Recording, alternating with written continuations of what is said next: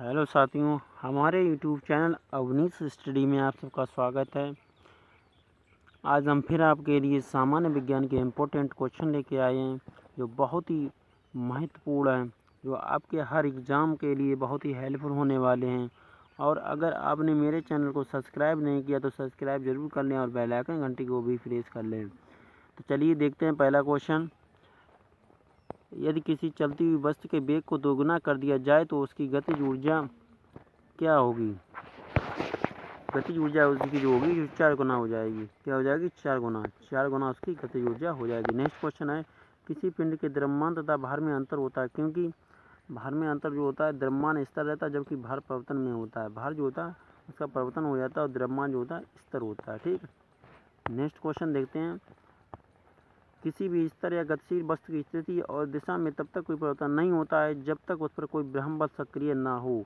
यह है न्यूटन का गतिविषयक प्रथम नियम। न्यूटन का गतिविषयक प्रथम नियम में यही कहा गया है कि किसी गतिशील वस्तु जो होती है जब तक उसमें दिशा में जब तक उसमें परिवर्तन नहीं होता जब तक कोई ब्रह्म बल ना लगाया, यानी ब्रह्म बल यानी बाहरी बल ना लगाया जाए।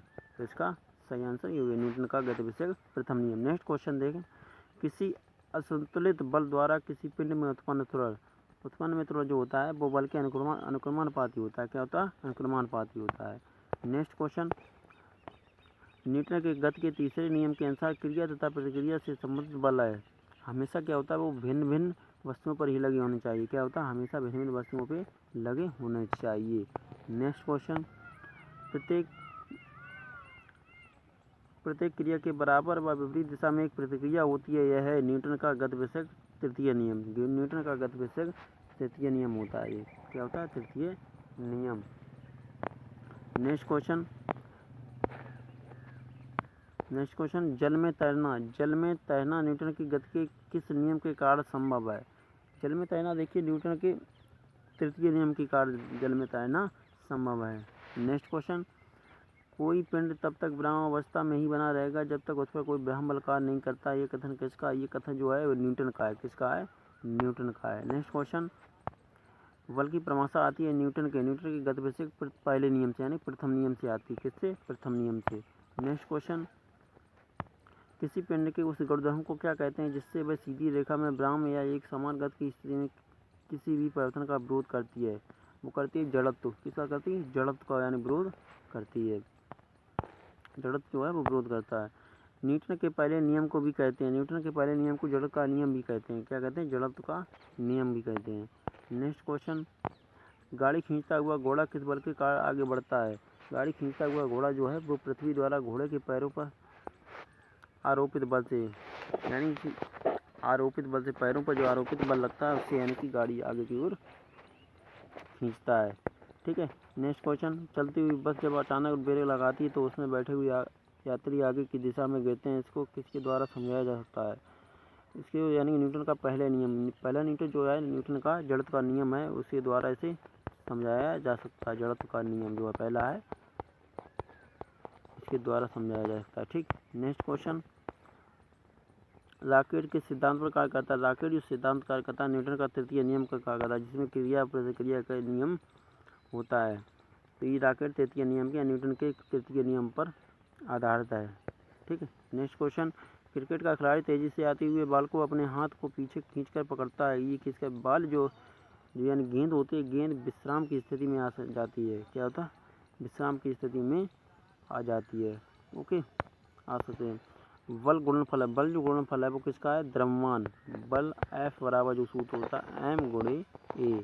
M जो हमारा यहाँ पर आता है द्रव्यमान और A जो होता है हमारा त्वरण होता है और F जो है बल। तो यानी कहा है बल गुणनफल है द्रव्यमान और त्वरण का। ठीक है, राइट आंसर। नेक्स्ट क्वेश्चन देखते हैं, जब कोई व्यक्ति चंद्रमा पर उतरता है तो उसके शरीर में उपस्थित जो होता है वो भार घट जाता है और मात्रा अपरिवर्तित रहती है। क्या होती?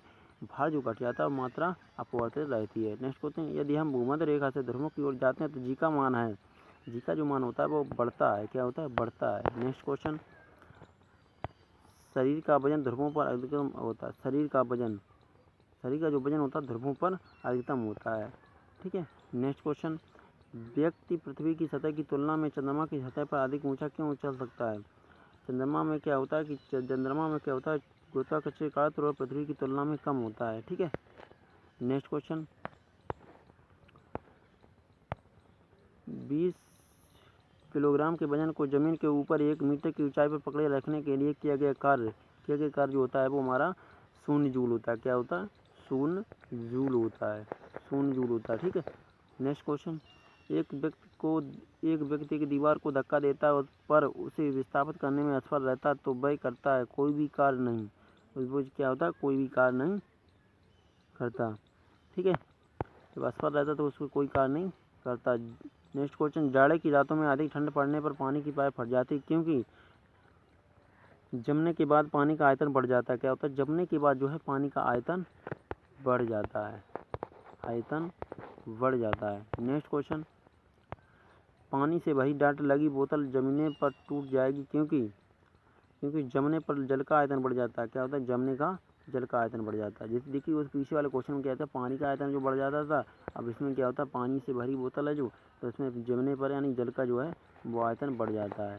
ठीक है, आयतन बढ़ जाता है। नेक्स्ट क्वेश्चन, एक झील में तैरने वाली इस्पात की नाव के लिए नाव द्वारा विस्थापित पानी का भार कितना है? नाव के उस भार के बराबर जो झील की पानी की सतह के नीचे है। ठीक है। नेक्स्ट क्वेश्चन, सड़क पर चलने की अपेक्षा बर्फ पर चलना कठिन है क्योंकि बर्फ में सड़क की अपेक्षा घर्षण कम होता है। क्या होता है? घर्षण कम होता है। बर्फ में जो होता है सड़क की अपेक्षा घर्षण कम होता है। ठीक है। आज के लिए बस दोस्तों इतना ही, फिर मिलते हैं अगले वीडियो में। और हमारे अगर चैनल को सब्सक्राइब नहीं किया तो सब्सक्राइब जरूर करें और बेल आइकन घंटे को प्रेस कर लें और लाइक शेयर जितना कर सकें करें। ठीक, आज के लिए बस इतना।